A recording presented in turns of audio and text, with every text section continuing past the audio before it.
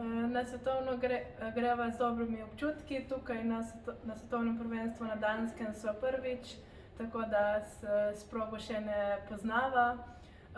Sigurno je tole svetovno prvenstvo drugače kot ponavadi, saj je zelo pozno v septembru in pa po olimpijskih igrah, tako da sigurno se bomo potrudili in ciljeva, da se bomo ponovno dobro uvrstili.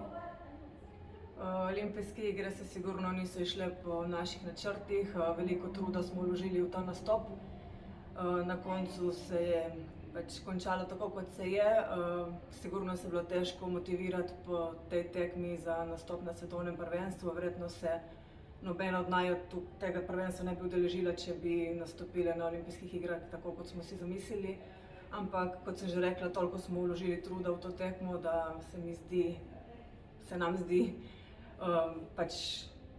nesmiselno, da bi ga kar tako vrgli strani in naredili bomo vse, da bomo tukaj nastopili čim boljše in pokazali, da sva bili na olimpijadi res sposobni vrhunskega rezultata. Ja, če ne, vreme je tukaj nekoliko hladnejše kot doma, v bistvu podobno kot v Bohinju.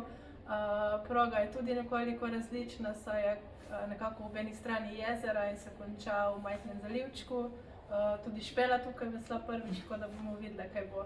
Ja, zaenkrat še nič ne zgleda na to, da bo tukaj potekalo kakšno tekmovanje. Pripravljeni so še skorajda nič, tekmovalcev še ni. Vse skupaj v enem takem majhnem gozdičku in tako nek čuden občutek, da bo tukaj potekalo svetovno prvenstvo.